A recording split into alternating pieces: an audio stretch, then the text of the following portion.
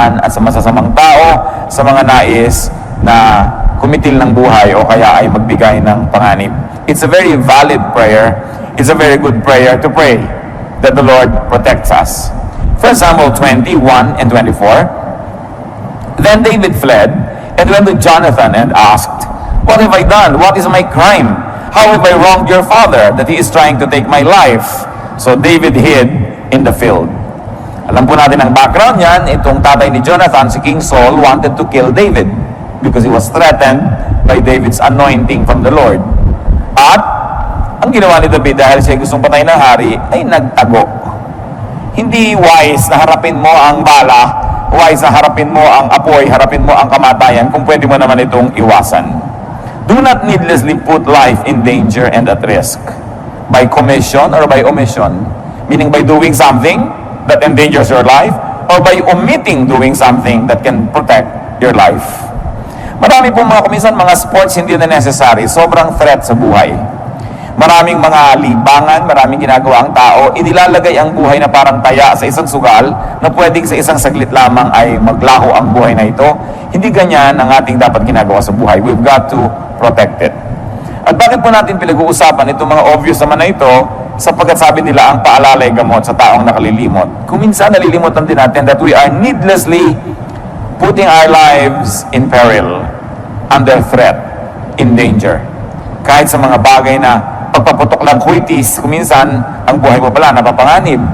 Kuminsan yung hindi pagjejeta sa pagkain ng mga bawal, hindi mapigil-pigilan ng katakawan, yung pala nanganganib na ang kalusugan ng isang tao.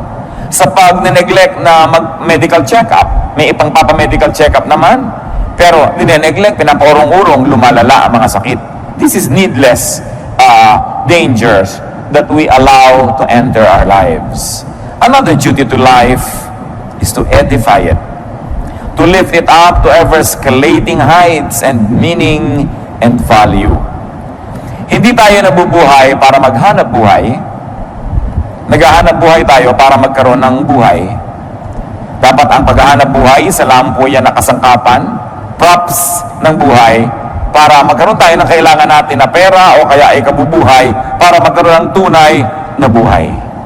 Ang buhay ay hindi hinahayaang mapanis, yung nandyan na lamang at hindi na umasenso, nabulok na lang, inanay, umatras. Ecclesiastes 1:13, I devoted myself to study and to explore by wisdom all that is done under heaven. So si Solomon, mayaman na, hari na, hindi ka pa mag-aral. Yung mga iba naman, gumraduate pa lang ng college, sabi, tapos ayaw ko na magbubukas ang notebook ulit kahit buong buhay ko, hindi na ako magbabasa uli ng libro. Ang utak po ng tao, habang ini-stretch, lalong lumalaki. Pero parang sikmura rin yan. Pag palaki ng palaki kinakain mo, palaki ng palaki yung tiyan mo, mas marami ka nakakain. Pero subukan mong konti yung kinakain, lumiliit din yung tiyan nyo, nag-a-adjust. Ganun din yung brain. The more information, the more knowledge you process, the more capable your brain becomes. Pero pag pakonti ng pakonti ang iniisip niyan, pakonti ng pakonti ang mga nilulutas, lumiliit din ang utak. Meron po mga nakakausap tayo sa buhay na nakakabobo. Pag lagi siyang kausap nyo, mabobobo kayo. Meron tayong mga ginagawa na nakakabobo. Pag yun ang ginagawa mo, mabobobo ka. Kaya kailangan lagi kami iniisip na ibang gawin so that your brain will continue to expand, so that it would be enriched with knowledge and therefore with the accompanying wisdom. Luke 12:23. It in Ecclesiastes 1:13, I devoted myself to study and to explore by wisdom all that is done under heaven. So, ganoon ang ginawa ni Solomon. And Luke 12:23, life is more than food, and the body more than clothes. So, yung katawan, hindi lang yung katawan yung katawan instrumento para may marating yung nakatirang espiritu doon. Pag katawan mo lang ang mahalaga sa buhay, you don't get it. That the body is only a tool so that the spirit that lives in it can evolve and can become the great spirit that it is destined to be. So, ganun din yung pagkain. Buhay, hindi lang para kumain, ay buhay ka na. Tapos aantay ka ng umaga. Pag umaga, aantay mo gumabi. Pag gabi, inaantay mo mag-umaga. Ganun na lang, naubos na lang yung buhay ng papaganon. We've got to go beyond the basics. We've got to go beyond survival level. Kaya kalaban po ng tunay na espiritualidad ang sobrang karukhaan, ang sobrang kahirapan. Kasi very, very poor people are not able to move on because they're just too busy surviving. May narinig ko kanta ni Madonna, sabi niya, I will not go to heaven, I will not be an angel because I'm too busy surviving. Sabi nung kanta niya. There is some truth in it because when people are just too busy trying to survive, they will not be able to evolve into the refined personalities that they should be. Kaya kahit edad, nilalampasan para magkaroon ka ng lalong credibility. At kung bata ka pa at may credibility ka na, kailangan ipakita mo yon at lagi mong patunayan. Si Paul, ang kanyang payo kay Timothy, sapagkat itong si Timothy isang batang leader, 1 Timothy 4:12, don't let anyone look down on you because you are young, but set an example for the believers in speech, in life, in love, in faith, and in purity. So hindi excuse na bata pa ako o kabataan pa lang ako so pwede akong maging ganito lang. Sabi, kailangan malampasan mo agad dyan, mag-graduate ka, kasi napakaiksi ng buhay, pero napakaraming dapat marating. Sa katunayan, even geographically speaking, napakaraming lugar na dapat mabisita, napakaraming pagkain dapat matikman, napakaraming librong dapat mabasa o masulat, napakaraming kaibigan na dapat maging kaibigan, makilala, makadaupang palad, maraming karanasang dapat maranasan. Pero kung umikot na lang ng umikot ang iyong buhay sa the same karanasan every day to the point that you're bored, then you are cheating God who created life, and sadly you are cheating yourself. Ang buhay dapat lagi may bagong nararanasan, may bagong nalalaman, at may bagong mga applications na nalalaman at nai-apply sa buhay. Another duty to life, beautify it. Make life lovelier, nicer, more pleasing to the body, to the soul, to the spirit. Diyan nga magaling ang mga Filipino magpaganda ng isang bagay, ng isang lugar. Pag nakakita ka ng isang babae na yung buhok niya, hindi lang tinalian, yung tali niya, may mga paru-paro, may mga bola-bola, umiikot-ikot, nag-glow-glow in the dark. Filipina yun. Yung sari-sari ang nakalagay sa ulo. Hindi lang tinalian para galawan yung buhok. Decorative pa, beautiful. Si Solomon, na napakatalino, anong ginawa niya? Ecclesiastes 2:4-8. I built houses for myself and planted vineyards. I made gardens and parks and planted all kinds of fruit trees in them. I made reservoirs to water groves of flourishing trees. I bought male and female slaves and had other slaves who were born in my house. I also owned more herds and flocks than anyone in Jerusalem before me. I amassed silver and gold for myself and the treasure of kings and provinces. I acquired men and women singers and a harem as well, the delights of the heart of man. So niya, name it, I had it. Ginawa ko. At hindi maliit na bagay na siya tinawag na matalino. Ang lahat dapat makita ng mata, tinignan niya. Ang lahat dapat matikman ng labi, natikman niya. Ang lahat dapat mahigaan ng likod, hinigaan niya. At hindi lang pa siya nabubuhay, meron pa siya mga singers. Ngayon, madali yan maglagay ka lang ng iPad, magpatugtog ka ng cassette dyan o video, may tugtog ka na. Pero noong araw, kailangan pa ng mga live orchestra, nilalagyan. Bakit po nilalagyan ng musika ang buhay? Kasi nagpapaganda yan. Bakit nilalagyan ng kulay ang buhay? Kasi nagpapaganda yan. That's why the eye is able to see many shades of colors. That's why we can appreciate various shades of temperature. Lamig o init. Merong gusto mo kinakain mo na maligamgam, merong gusto mo talagang nagbabaga sa init, merong gusto mong nagyayelo sa lamig, and all of that are experiences that human beings were designed by God to explore and to enjoy. So beautify your life. Yung bahay nyo, maliit man, pagandahin. Ang gulo-gulo, ang dami-daming kalat, ang lihim lang yan, marami ka lang kahon. Paglalagay mo lahat sa kahon. Diba? Hindi nakasaburay-ray dyan sa bahay mo lahat ang bagay-bagay. No? Hindi yung ang gulo-gulo. Hindi kailangan ka maging mayaman para maging maganda ang kapaligiran. Nakikita natin kung minsan kahit mga dukha ng mga tahanan, mga lata-lata, nilalagyan ng konting bulaklak, namumulaklak, gumaganda. Beautify your life. Decorate your life. And you know, one of the best decorations of a house are the good friends that visit it. Kaya maganda yung nadadalaw ka, dumadalaw ka. Beauty means balance, symmetry, harmony. Mamamahay na rin lang kayo, linisan na, gandahan na. Magbibihis na rin lang kayo, gandahan nyo na. Kahit naman ano pagsama-samahin yung kulay, pwede. Pero ba't hindi nyo lagyan ng harmony? Pwede namang iplano yan kahit kukunti ang damit ng tao. Tingnan nyo yung kulay na bagay sa inyo at yun ay pagsusuot ninyo. Hindi yung kumisa na pagkakamalaki naglalakad na kortina. O sa lalaki ng checkered, akala ng mga tao, bintana kayo. Sa kailangan, tinitingnan mo, maganda ba to sa akin? Bagay ba to sa akin? Kailangan ay pinapaganda. Hindi lang kasi yun for you to feel good eh. You also minister to others kasi nagagandahan sila sa nakikita nila. It is our ministry to beautify the environment and we are parts of that environment. Lalaki, babae, walang gender issue yung kagandahan. Kaya nga napakaganda po ng wikang Tagalog kasi sa atin yung ganda pang lalaki at saka pang babae din yan. Sabi natin, magandang lalaki. Di ba? Ganda din tawag natin. Hindi natin hinahati sa gender yung beauty. Because sabi nga ni Mrs. Marcos, a man who does not love beauty is only half a man. Dahil siyempre, kailangan nag-appreciate ka niyan. Another duty to life is to love it. Are you in love with life? Nagigising ba kayo sa umaga sa inyo, I love my life? Mahihiga ba kayong, I love this bed? Kakain ba kayo, I love this plate? O eto na naman, dito na naman ako kakain sa gasgas na plastic na ito. Eh, ba't hindi kayo magpunta ng magandang-gandang plato? O ang dami yung magagandang plato, inaanay doon sa estante, tinitira ng mga bubuyog at gagamba. No? Kailangan gamitin niyo yung mga magagandang bagay na yan. You should love life. Huwag yung gutay-gutay na ang inyong mga tuwalya, tapos ang gaganda nakatago. Aanin nyo yun, di ba? Kailangan gamitin yun. Meron naman kahit tayo hindi mayaman, meron tayo niya magagandang tuwalya, mga pang-derby na mga bedsheet.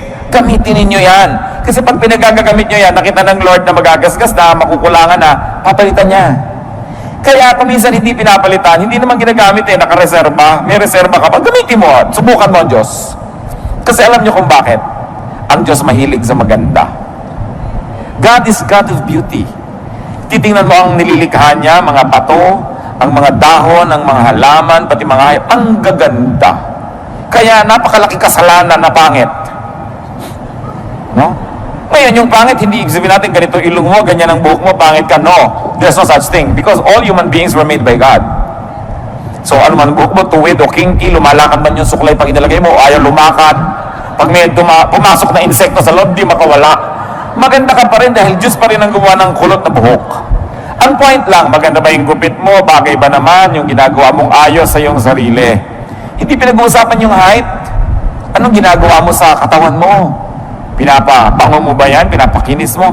Love life. Kaya alam niyo po, kitang-kita niyo pag ang isang may bahay ay ganado. Pati ang niluluto niya, iba. May mga konti pang dekorasyon. Hindi ba sa inihagis na yung 3 tuyo dun sa, para nakakrus-krus na tuyo dun sa ibabaw ng mesa, wala ba lang kaarte-arte? Pero pagka ganado ang tao sa buhay, pati kamatis, sinihiwa niya na maganda, nakaarting ganon. Nakita niyo naman nakakain kayo kuminsan nung tinanggal niya yung takip, nakakaantok ang itsura ng ulam. Ano bang ulam ito? Wala namang ka-arte-arte sa buhay. So, love it. Romance life. Romance life. Napakahalaga na ang buhay natin pinapaganda. Do not hate life. Do not dislike and demean life. Do not be rude to life. Alam niyo po ba na yung buhay ay may buhay? Kaya nga buhay siya eh. So kung tayo ay magaspang sa kanya, rude tayo, dinaramdam niya yon. Kung yung buhay ay ating pinababayaan, hindi pinapansin, dinaramdam niya yon. Kung hindi natin inaalagaan at pinapaganda, pinagdaramdam ng buhay. At kung yung buhay mo ang nagdaramdam, ano mangyayari sa buhay mo? Kaya kailangan we romance life. Ecclesiastes 6:3. A man may have 100 children and live many years, yet no matter how long he lives, if he cannot enjoy his prosperity and does not receive proper burial, I say that a stillborn child is better off than he. So nakita niyo po ang mga particulars itong si Solomon hanggang libing. Sabi, kailangan maganda ang libing. Yan ang last statement ng buhay mo. No? Kailangan pinaplano mo rin yan. Dahil gusto mong igalang maging yung katawan mo na iniwan sa bandong ibabaw. No? Kailangan na inaayos ang buhay, binibigyan mo ng dignity. Kung paano ka uupo, paano mo ginugupit ang iyong buhok, paano mo inilalagay ang bag mo. May mga bag na parang nagtutong na sa lahat ng dumig, kung saan na lang inilalapag, walang galang sa bag. No? May mga gamit na gas kasi hindi ginagalang, hindi nililinis. When you love life, life will love you back. may buhay ang lahat ng bagay. At kahit masabi mo mga bato, mga bakal-bakal na walang sariling buhay, Diyos ang may bigay noon at Diyos ay nagdaramdam. Kung mga binibigyan niya, pinapabayaan lang. Kayo ba? Kung may ibinibigay ka sa mahal niyo sa buhay, tapos hindi inaalagaan, hinahagis-hagis lang dyan, di ba naghihinanakit kayo? Ang Diyos na nagbibigay sa atin ng lahat ng tinatangkilik natin. Meron kayo isang leather bag, nakikinis-kinis yung ba? Napupunas-punasan yung man lang ba yun? Di ba? Yung bahay ba naman natin, inaayos-ayos natin. Napakahalaga. Psalm 90 verse 12. Teach us to number our days aright, that we may gain a heart of wisdom. Anong hinihiling dito sa panalangin? Turuan niyo po ako, Panginoon, na bigyan ng katuturan ang bawat araw ng buhay ko. Love life by not wasting time. Love life by getting the most out of time. At dyan po tayo lahat pantay-pantay, mga kapatid. Lahat ng tao, tig to 24 hours a day lamang. Tig 7 days a week. Bakit dumadaan ko minsan isang semestre na meron isang estudyante na magiging 4th year na siya, pero ikaw na isang estudyante, 2nd year ka pa rin, pareho kayong dinaanan ng semestre na yun, Bakit dumadaan ang mga panahon? 7 taon na yung inyong kapitbahay, may aanihin na siyang atis. Kasi nagtanim siya 7 years ago. Ikaw na wala itinanim, titingin-tingin ka lang sa atis niya. Pareho kayong dinaanan ng 7 taon. Pareho po tayong dadaanan ng 5, 10, 15, 20, so and so on, na mga taon. Pero may nangyayari ba sa mga taon na dumadaan sa ating buhay? Nadadagdagan ba tayo ng kaalaman? Nadadagdagan ba tayo ng wisdom? Mas bumubuti ba ang ating puso? Mas bumabait tayo? Mas rumurunong tayo? Yun ang napakahalagang mangyari sa buhay. Love life and live it. Yung buhay dapat ipamuhay. Go gladly through the motions of living. Ano ba yung mga motions of living? May mamamatay, may mauospital, may ooperahan, may dadalawin, may mangungutang, may sisingilin, may babayaran, may papakinggan, meron kang sasabihin. These are the motions of life. The activities and the rituals, both great and small, of living. Kakain ka, maghuhugas ka ng plato, mamamalengke ka, ililigpit mo mga pinamili mo. These are the motions of life. Ginagawa nyo lang ba yan dahil dapat gawin? Ginagawa na rin lang, mga kapatid. Enjoy it. Naghihiwa na rin lang kayo ng manok. Diba? Alam mo yung nag-enjoy humiwa ng manok, walang nababaling buto sa hita. No? Dahil alam niya kung saan niya hihiwain. In fact, gagawin lang ng kamay niya, bali ang buto. No? Pero yung mga ibang tusok-tusok yung buto, durug-durug, wala yata sa mudang nagputol ng manok na ito. No? By the way, ang galing ng mga Pilipino magputol ng manok, Meron isang batang lumaki sa Amerika nung nagbalik bayan dito, sabi niya, I didn't know that a chicken could be cut up so many pieces. Talagang ganyan dahil maraming kakain. Na parami talaga ang manok. Daig ng mga ginang dito sa Pilipinas, sa mga surgeon. Pagpaparami ng ulam. Pero ayusin mo na yan. Ayusin mo na, dadabog-dabog ka. Enjoy every minute. Because if you work for 1 hour or 2 hours, may nililinis ka, hinuhugasan mo yung mga balatang talaba, o kung ano man yan, at nagtatabog ka, nainis ka, kapatid, ikaw nalugi noon dahil may dumaan na isang oras na hindi mo na-enjoy. At hindi na babalik ang oras na yun kahit kailan. Kaya lagi ko sinasabi sa mga magulang ng mga bata, enjoyin nyo ng mga anak nyo. Yung para kayong puno na lagi sinasampa ng anak nyo. Pagdating ng araw, ni ayaw nyo makita kayo kasama sa mall. So habang laging nakasama, isama ng isama, laging pabuhat ng pabuhat-buhatin. Hindi laging ganyan yan. Dumadaan ang panahon. Mabuti na yung walang pinagsisisihan. Ecclesiastes 9, 7-10. Go eat your food with gladness and drink your wine with a joyful heart. For it is now that God favors what you do. Always be clothed in white and always anoint your head with oil. Enjoy life with your wife whom you love all the days of this meaningless life that God has given you under the sun. All your meaningless days.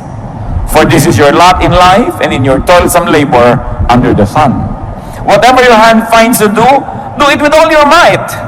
For in the grave where you are going, there is neither working nor planning, nor knowledge, nor wisdom.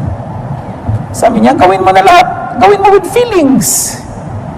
Mag-aayos ka ng bulaklak, sinaksak mo na lang bigla doon sa baso yung mga bulaklak. Gandahan mo. Diba? Magtitiklop ka ng kumot, hindi pantay-pantay yung mga sulok. Gandahan mo. Isasalansan mo ang mga tuwalya sa cabinet. Gandahan mo. Sabi gano'n, para lahat ng ginagawa mo, meron kang satisfaction. Tuwang-tuwa ka. Nag-enjoy ka sa buhay. Do not just exist. Live. Have a life. Have excitement. Have passion and feelings.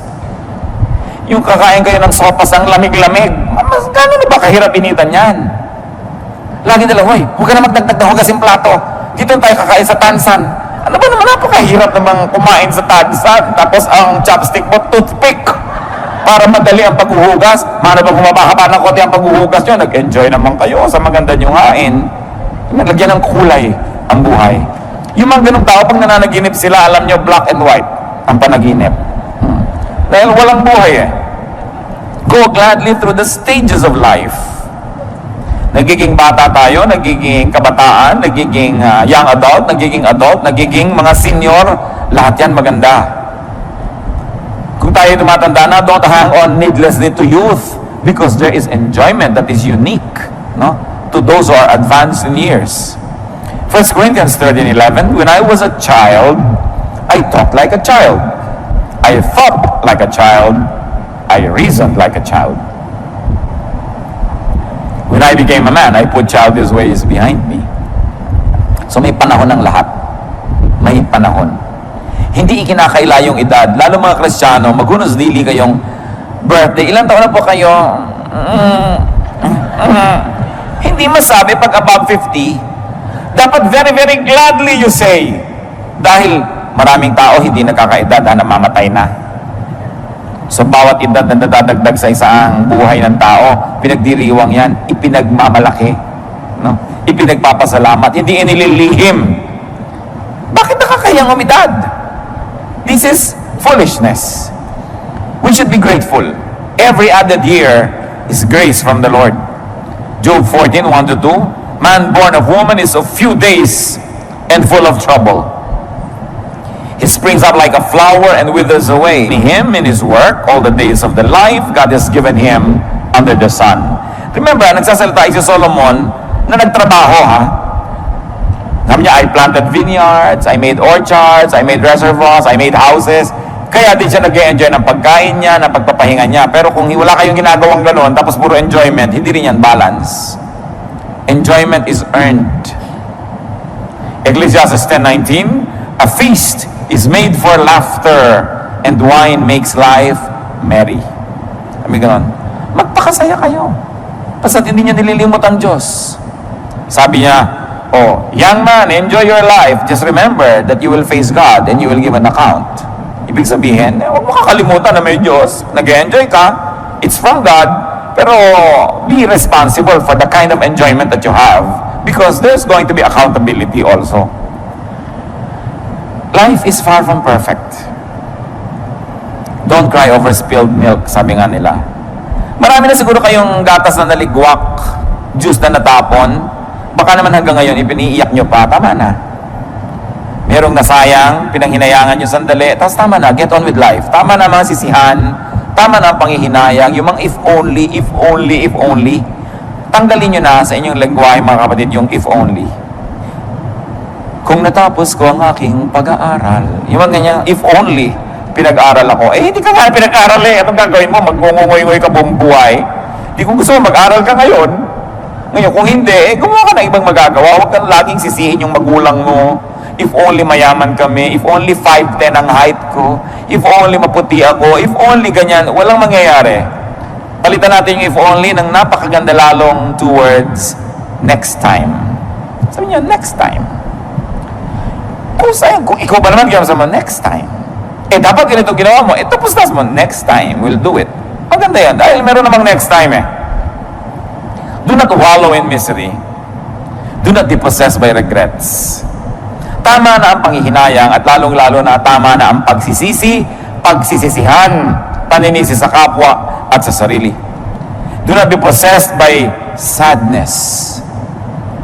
Do not be possessed by mourning and fear. Because all of this will rob you of your happiness. Kailangan yan, sisatatin natin. Lahat ng mga nasayang na noon, nasayang na, pero habang lagi niyong iniisip, patuloy pa rin nagiging sayang. So dapat ibahin ang attitude. Be free, be reachable, be available. Because the enjoyment of life is usually amplified when it is shared with others. Kaya dapat reachable ka rin. You allow people to reach you and you reach out to people and you're also available. Time is one of the greatest gifts we can give to people and to ourselves. Napaka-importante. Tigilan nyo ng mga kapatid yung may patay, tinatamad kayong pumunta, pagkatapos ting makikita nyo yung namatayan, 5 taon ang napaganda ulit-ulit, pinapaliwanag nyo pa ba't di kayo nakapunta sa lamay. Diba?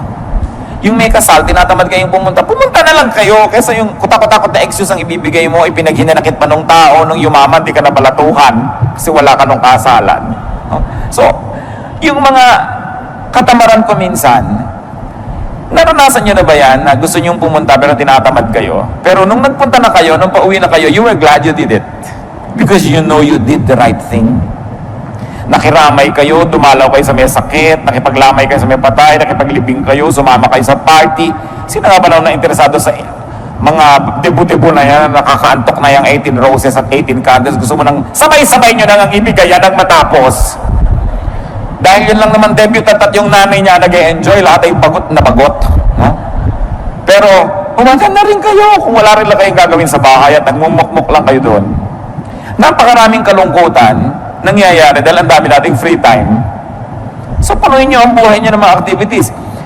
Pagtatanim din yan, yung gumagawa ka ng mabuti, umaattend ka ng mga ganon, pagtatanim yan ng mabuti. Hindi ka man umani, nakapagpasaya ng kapwa, natuwa din ang Diyos sa'yo. So, huwag na kayong iwas ng iwas sa mga lakaran. Pag kami mga namamatay na kamag-anak, lalo ang mga magkakapatid, may mga edad at kanyang pamilya, hihilian kung sinong pupunta. O ikaw ang pumunta, namatay na si Auntie Kikay. Ikaw na, ako na nagpunta kay Chu Apeng. No, nagtituro-turoan pa. Ba't di naman kayo magpunta lahat? Kasi asaya din namang reunion niyang lamay eh. No? Pag nandun ka na rin naman, mag-e-enjoy ka na rin. Pero paano ka mag-e-enjoy kung kagalit mo yung hipag mo, kagalit mo yung pinsan mo, kagalit mo yung kaeskwela mo nung grade 6 dahil siya ang naging most cheerful. Naagaw sa iyo ang medalyang lata. So yung mga dapat bagets na yun, mga tapos na, tapusin na yan. Get on with life and enjoy what else remains of it. Another duty to life, multiply it. Paramihin. Physically, life must be multiplied. Utos yan ng Diyos. Genesis 8:17, bring out every kind of living creature that is with you, the birds, the animals, and all the creatures that move along the ground, so they can multiply on the earth and be fruitful and increase upon it. Genesis 9:7, sabi kay Noah, as for you, be fruitful and increase in number, multiply on the earth and increase upon it. So you multiply physically, but very importantly, we multiply essentially. We multiply, magnify the essence of life, the spirit of life. And you multiply life in terms of fruits and production, in terms of works and meaning. Dapat lalong nagkakaroon tayo ng halaga, marami tayong nagagawa, marami tayong napoproduce. Kuminsan, ang kinakalungkot ko po sa mga Philippine products, 20-30 taon na ang lumipas, itong kaong na ito para ko mabuksan, kailangan ko pang initan sa kalan yung takip niya, makipagtunggali ako sa takip, gumamit ng liyabe, gumamit ng kung ano, para ko makuha yung laman ng kaong na lasang preservative. Ang kaong, ang makapuno, ang natadi ko pare-pareho ng lasa. Walang product development. Napapansin nyo ba yun? Pag pumunta kayo sa Pangasinan, yung bibili nyo yung tupig, o yung bibili nyo diyan, nakabalot pa rin sa dyaryo hanggang ngayon. No? So, hindi na ba mai-improve ang packaging niyan para maging world-leading, world-class man lang? Bakit walang development na ating mga produkto? Papangit pa nga yung iba, yung dating bukayo, na nyugang nakakain mo ngayon, kusot na yata yung laman. Umaatras pa. Pero alam niyo, sa tao nangyayari rin yan. Ano ba naman itong taong to? Nung huli ko itong makita, wala itong topic, kundi yung asawa niya. 3 years later, asawa pa rin niya ang topic. Wala nang iba. Yung ang repertoire mo, napaka-limited. May mga tao po ganyan, ang 3 lang alam na topic. Ang kanyang asawa, ang kanyang apo, at ang kanyang mataas na blood sugar. Napakalaking pagdurusang makatabi mo ang tao ito kahit saan lupalop ng mundo kasi yun ang topic nyo. Wala nang iba. So pansinin nyo mga kapatid, baka kayo yun. Yung iniiwas-iwasan na kayo ng mga tao dahil pag-uusapan na naman namin ito, yung cholesterol niya. Yung, wala nang alam na topic kundi ganyan. Kailangan pinapalaki ang mundo, pinapalaki ang repertoire, pinapalaki ang performance mo para mas enjoy ang mga tao, mas enjoy ka rin. Isaiah 54:2, enlarge the place of your tent. Stretch your tent curtains wide. Do not hold back. Lengthen your cords. Strengthen your stakes. Ang ganda ng metaphor tungkol sa tent. Ang pinag-usapan yung lubid na humihila doon sa mga gilid ng tent at yung mga tukod niya na nandun sa gitna para huwag matumba yung tent. Sabi, tibayan mo yung tukod, habaan mo yung mga tali, haltakin mo yung mga tent mo. In other words, palakihin mo ang iyong mundo. Kung di nyo ma-spell nung araw yung Mississippi, 20 years later, hindi nyo pa rin ma-spell, may problema kayo sa buhay. Diba? Insecure kayo sa pronunciation ng mga nakikita nyo sa mga French menu sa restaurant, diba? Hindi nyo alam kung ano ba to, hors d'oeuvres ba ito? Hindi natin alam hors d'oeuvres pala to o kung ano man. Ba't di nyo pag-aralan? Kabisohduhin nyo lang, hindi kayo kailangan magkabisa ng more than 20 French words, mabubuhay na kayo sa restaurant. Diba? Pero lagi na lang, hindi ko alam to i-pronounce, ayokong pag-usapan yung mga bagay na yan. Marami mga Kristiyano hanggang ngayon, akala nila yung Titus Relo. So, paano ba yan? No? Akala nila si Sodom and Gomorrah are lovers. As in Romeo and Juliet. 20 years ago, excusable yan, sister. Pero kung hanggang ngayon, ganun pa rin yung utak mo, napakalaki ng pandarayang ginawa mo sa buhay. Kasi hindi ka umasenso. No? Do more. Plant more. Stretch yourself. Kasi kaya. Nakakita ba yung mga gymnast? No? Minsan tuwan-tuwa ka na, may dala kang platito, hindi nahulog. Pero nakita nyo ba yung may mga 5 platito pinapaikot na ganyan, tapos meron pang mga laman na chandelier yung platito? Tapos nakasakay pa siya sa bisikleta, iisa ang gulong, habang namimisikleta siya sa alambre. Nagagawa ng tao, ba't di mo magawa? Ibig sabihin, nagagawa yan. Pag nagagawa yan ng iba, nagagawa ng lahat. Kaya lang, nag-train siya, nagbuho siya ng panahon. Kaya huwag na tayo patuloy na magkubli doon sa mga hindi natin magawa.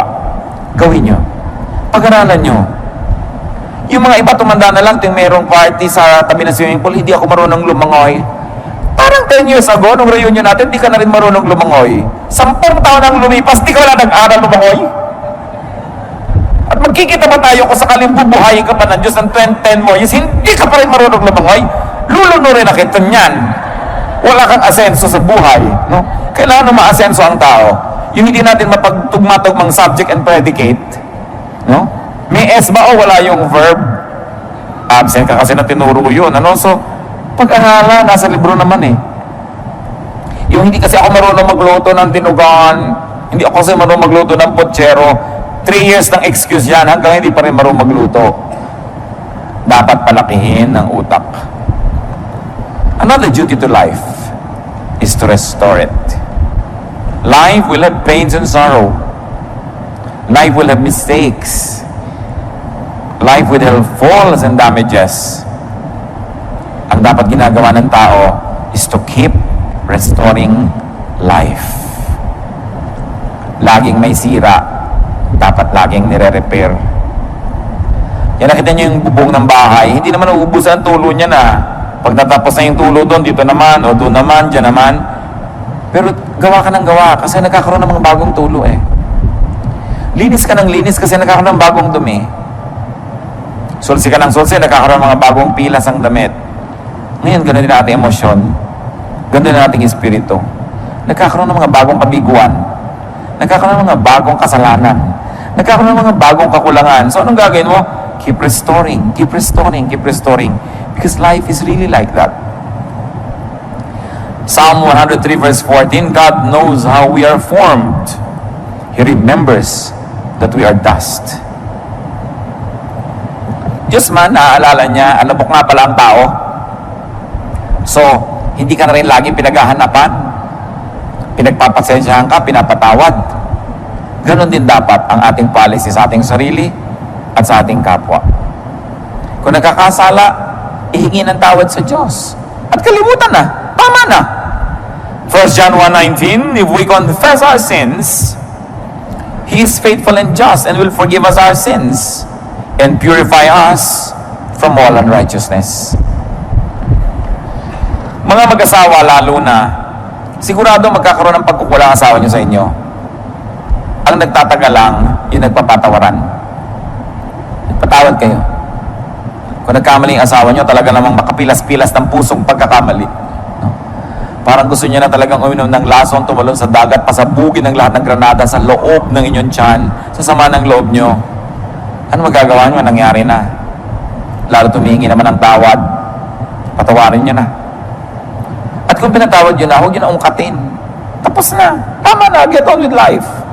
Yung minsan kayo nasaktan, tama na. Pero ting inuungkat nyo yan, ting inuhukan nyo yung bangkay ng nakaraan, masasaktan kayo muli. Gusto nyo yun? Lagi nasasaktan. Let's forgive. Because we also need forgiveness from God. Pick up the pieces. Stand up. Rise whenever you fall.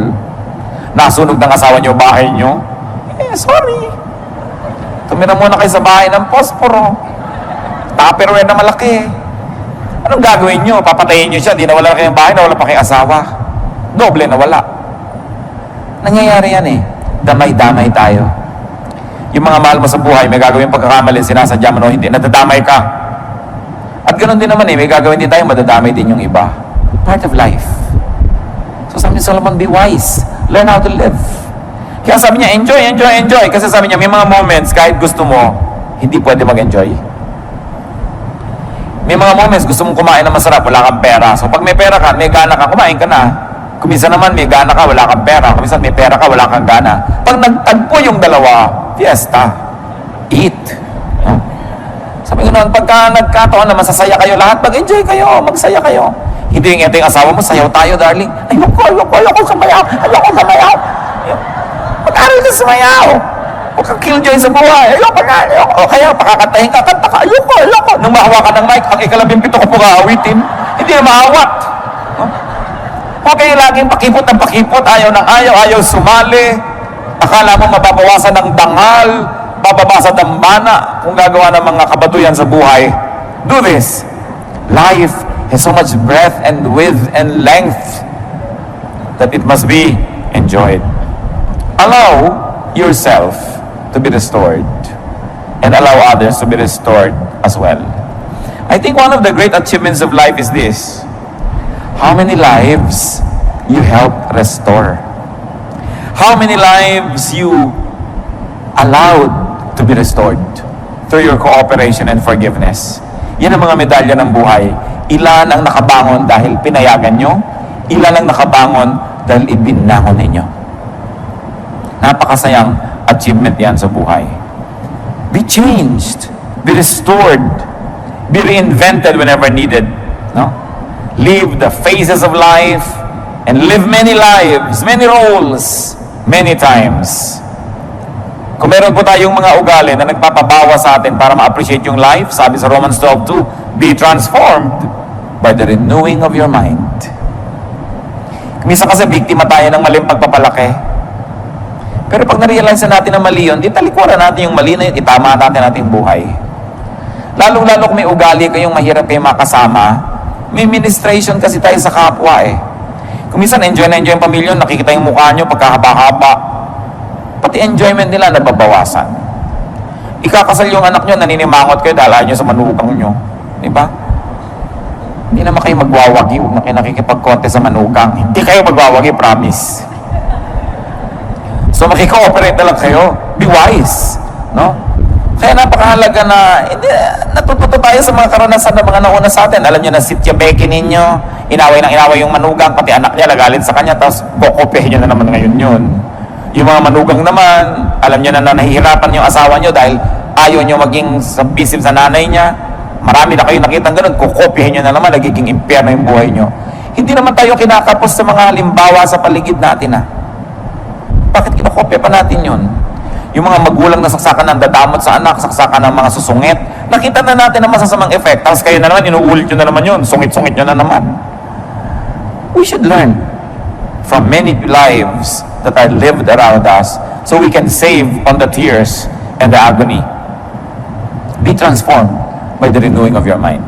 Mga kapatid, kung honest po tayo mismo ang nakakaalam ng mga pangit nating ugali. So, ang point is, tapat ko, linis ko. Di ba dapat yan? Ang dali-daling maisip yun. Nakikita natin, ang dami-dami mga Chinese Filipinos umaasenso sa buhay kasi masisipag. No? Tapos ang gusto naman ng iba ngayon, hold upin at kidnapin dahil umasenso. Ang sisipag kasi eh. Tapos ikaw tatamad-tamad, tapos gusto mo umasenso ka. Learn from many people. Kung may hinahangaan ako sa mga Filipino-Chinese, sipag talaga. Most, hindi naman lahat, pero kadalasan talaga magaling. Masipag, matyaga. Kaya may nararating sa buhay. Hindi pag may konting pera, party, may konting pera, gastos. Kailangan maraming tayong production.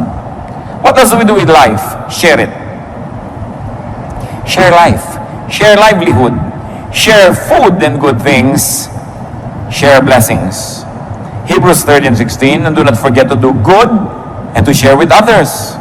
For with such sacrifices, God is pleased. Damihan mong tanim mo para marami kang maipamigay na bunga. Galingan mong hanap buhay mo para marami kang maitulong sa mga nangangailangan ng tulong, hindi lang para sa sarili. 1 Timothy 6:18-19, command them to do good, to be rich in good deeds, and to be generous and willing to share. In this way, they will lay up treasure for themselves as a firm foundation for the coming age. So they will take hold of the life that is truly life. Share. At ika-10, gawin kaya natin 20. 10 na lang muna.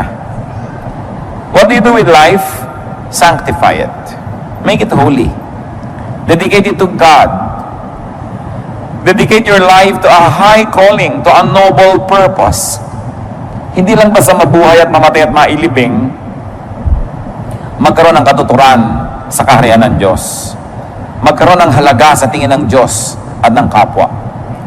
2 Timothy 2:21, if a man cleanses himself from ignoble use, he will be an instrument for noble purposes, made holy, useful to the master, and prepared to do any good work.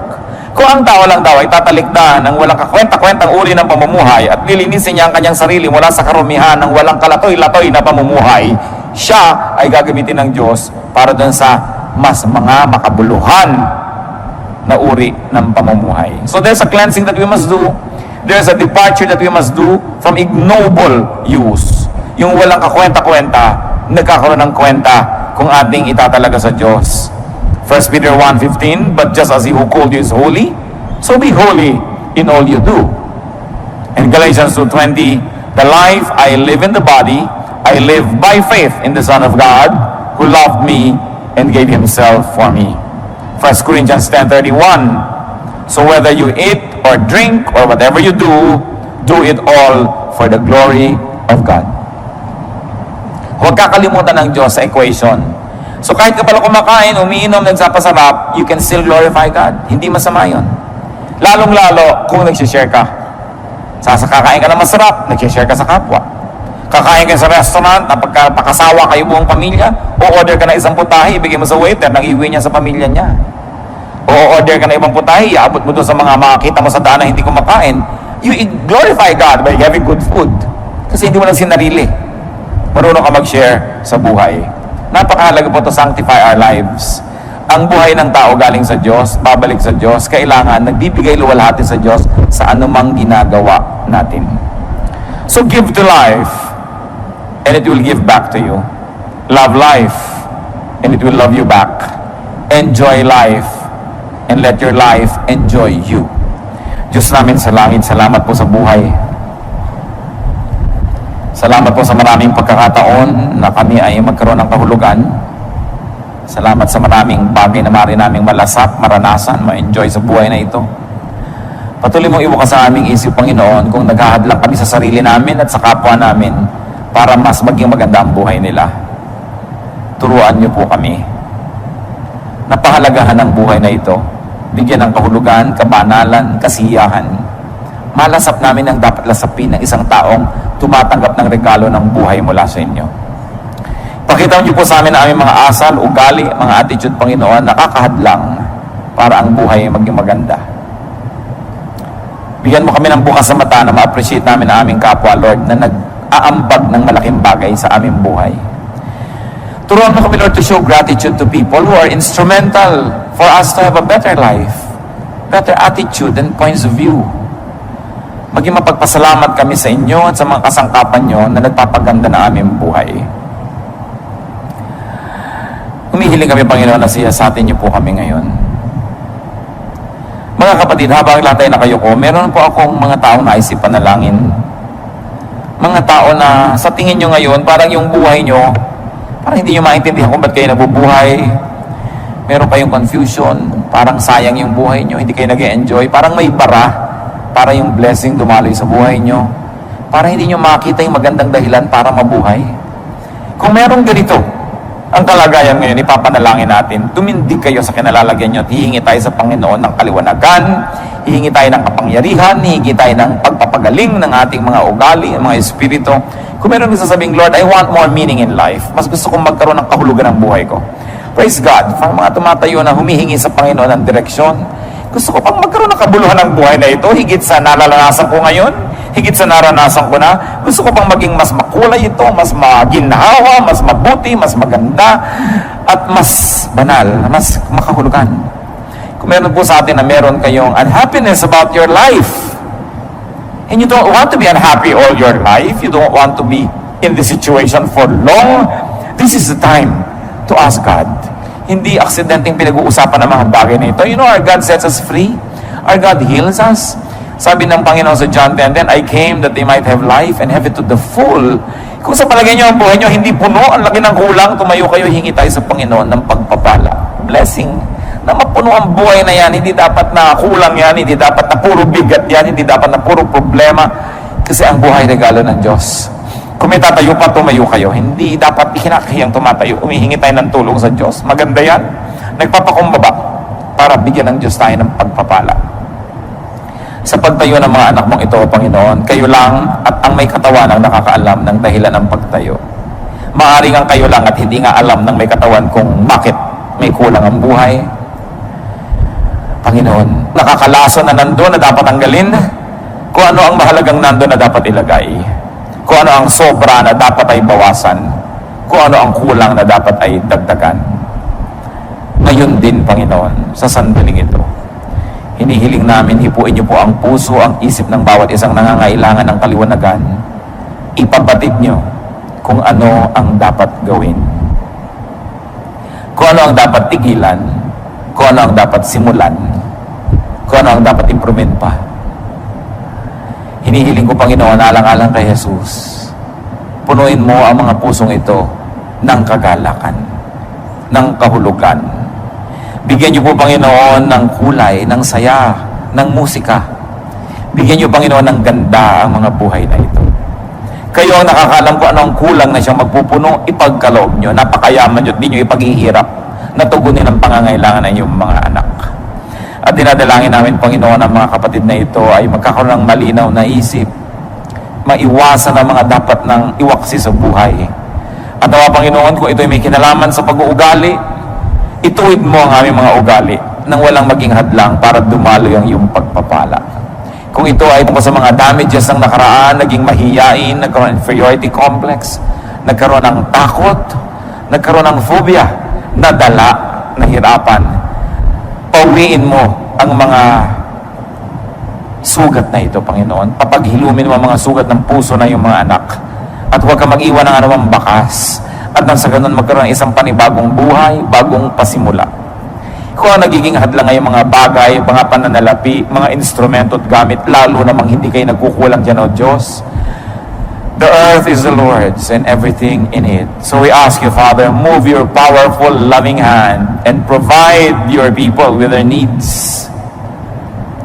Pagbuksan nyo ng pinto, Panginoon, pagkalooban ng mga kailangan, paulanin nyo ang pagpapala, palakasin ng mga kahinaan, papagliwanagin ng mga kadiliman.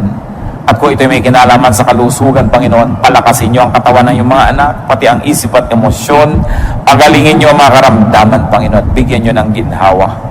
Ano man yun, O Diyos, sa napakaraming maaaring dahilan na nagiging hadlang para makita ang ganda ng buhay. Maaaring walang kaibigan, walang kapartner sa buhay, maaaring may mga kasama na nagpapahirap ng loob. Panginoon, ano man ito, kayo ang magturo ng bawat hakbang na dapat gawin ng iyong mga anak upang mapalaya ang mga sarili sa iba't ibang mga piitan at mga kulungan na ito, upang malagot ang iba't ibang mga tali at tanikala na nagkagapos sa iyong mga anak. Bigyan mo, Panginoon, ng sigla yung mga matatamlay, ang mga mahiyain, bigyan mo, Lord, ng self-confidence. At kung may mga mangmang at mga kamangmangan, punuin mo kami ng karunungan. Turuan mo kami, Lord, to be studious. Turuan mo kami, Lord, na mag-aral